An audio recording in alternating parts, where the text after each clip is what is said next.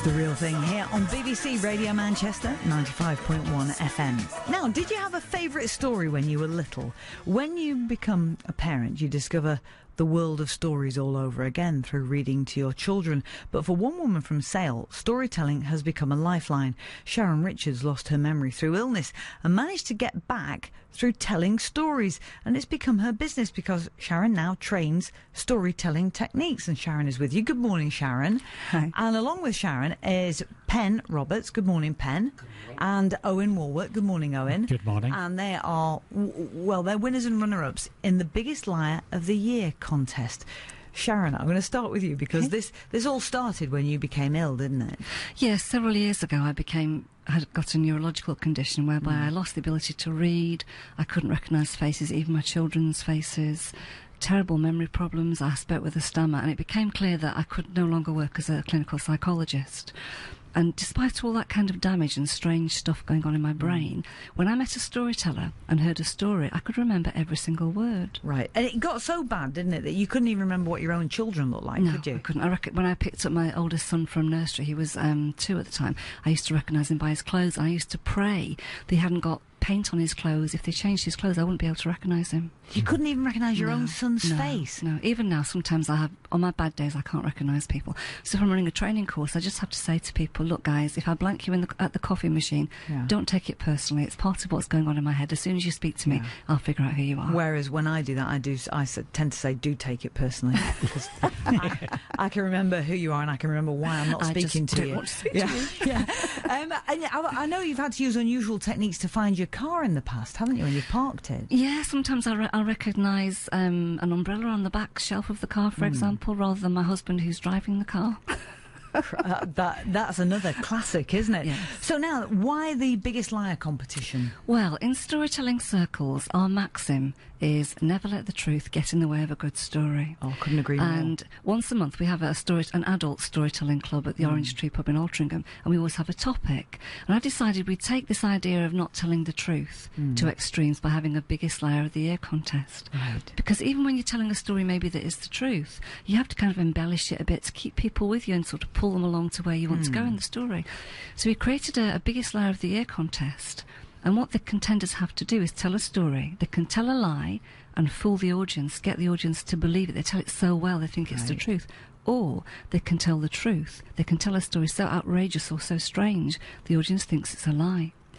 Only people who can fool the audience can then go forward for the vote and get the title. It is a work of genius, if you don't mind me saying so. It's a great night out. A work of genius. And two of the people who have competed and done very well in this are Owen Walworth. Good morning, Owen, again. Good morning. And Pen Roberts. Now, you both have little short stories for us this morning, don't you? And I am going to decide whether they are the truth or whether they are a fib. Owen, you came second this year, didn't you, in the competition? Can I hear your story, please? Yes, certainly. Okay. Have you ever spoken to a ghost? We had stopped in the forecourt of the petrol station. It was so cold, the thick, penetrating fog enveloped the car. The rear door suddenly opened, and the shadowy figure of a man we had glimpsed earlier slid into the seat behind me. The freezing temperatures seemed to get even colder. "Thank you so much for the lift," he said. I remember looking into the mirror to try and see the owner of the voice who had spoken, but being now distracted by my father returning to the car and sliding into the seat beside me, I pressed the starter button and moved out of the light into the thick, freezing fog. Our passengers started to give advice on the way to drive in fog.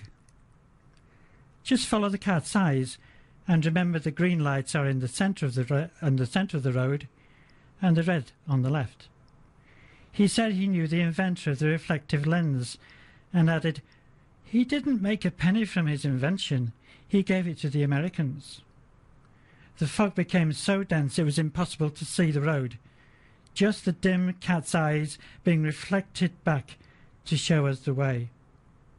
Now, as though he knew the road well, he suddenly said he would leave us at the next bend in the road.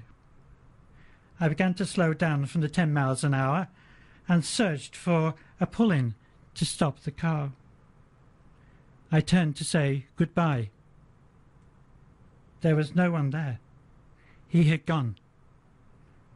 The rear door was still closed. Just a lingering whiff of smoke. The fog suddenly cleared, and the car became warm again. Crikey. Crikey. Ooh, I'll tell you what, we'll guess in just a moment whether or not that is 99% true or 99% false. And we'll also hear Penn's story. It's BBC Radio Manchester 95.1 FM. Owen Warwick was just telling you his story. He took part in the Biggest Liar competition that Sharon Richards organised. Because you have a special night, don't you, Sharon? Yeah, once a month we meet in the Orange Tree Pub in Altrincham, and the next one's coming up on the 13th of June. We normally have a theme, so last Monday we did a night of Tales of Drunken Nights.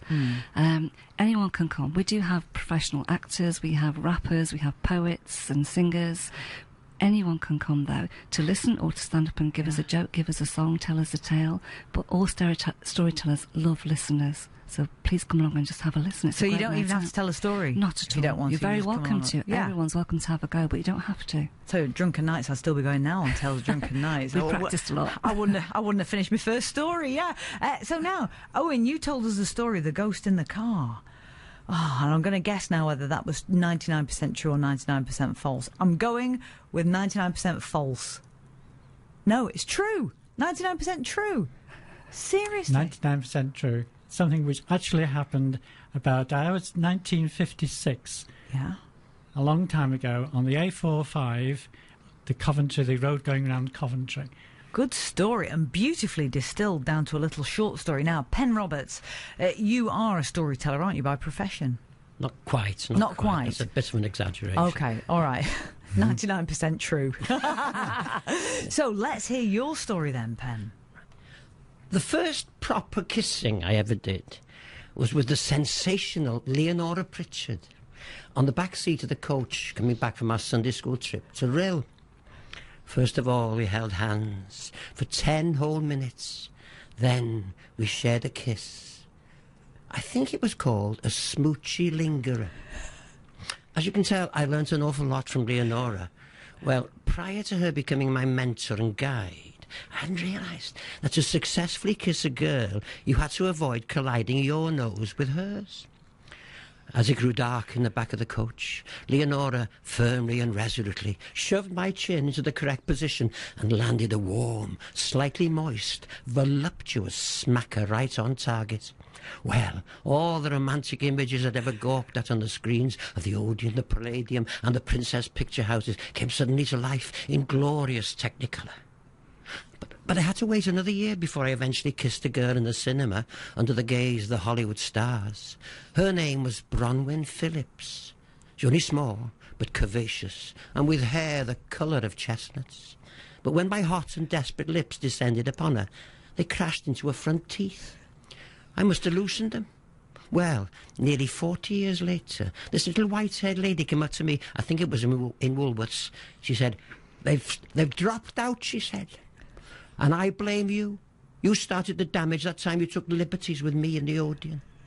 I hadn't realised. But talking of big gaps, I do remember thinking to myself at the time of that fateful matinee, what a huge void there still was in my sex education, and what a benefit I would have had from a few extra lessons from Leonora, the virtuoso performer. That's just terrific, isn't it? How brilliant. Now I've got to guess if that's 99%. I'm going for 99% true. I'm sorry, it's a complete figment of my imagination. There was no Leonora and there was no Bronwyn. There's no Bronwyn in Woolworths with no teeth. No. Totally bought into that. Yes. In fact, at one point I was sort of wishing I'd been in the back seat of the pictures with you myself. It sounded pretty good. Yeah. It sounds like a great thing to be able to do. It is a real skill, isn't it, Penn? Well, I work at it. To tell a story. Owen, have you always been able to tell a good story? Yes. Yeah. I think I came into storytelling almost by accident because I'm a member of a speakers club in Warrington, the Warrington Speakers Club, and this is just slightly outside giving formal speeches at dinners and this type of thing. So I'm really quite interested in giving storytelling. Also, I have a young grandson who's just 2, so he's another reason for wanting to give stories. Absolutely. It is a great thing, and it's so entertaining, isn't it, Sharon? And anybody can do it. You know, when you're at the coffee machine before you start a business meeting, you exchange stories. At a bus stop, we start chatting. We're exchanging stories all the time. Yeah. And yet people say, well, I couldn't tell a story. Within a couple of sessions, we're coming to the storytelling club. Most people are on their feet having a go. Maybe start with a joke, a little poem. Yeah. Anyone can tell a story. It's a natural way of communicating. But within the space of 5 minutes, I've had shivers sent down my spine there with the ghost story, and then I've been desperate to pucker up when Penn started it. They just work beautifully, don't they? They do. So if people want to join in and come and listen, Yeah. or come and tell a story, Yeah, absolutely. they can do. Yeah. Have you got a website? The website is www.successstoriesatwork.com. successstoriesatwork.com. Sharon, thank you so much. Really appreciate it. Sharon Richards. And, of course, to our two brilliant storytellers as well, who were fantastic. Penn Roberts, thank you so much. Owen Warwick, thank you very much indeed. I didn't guess correctly, but it didn't matter because the stories were just fantastic. It's BBC Radio Manchester, 95.1 FM.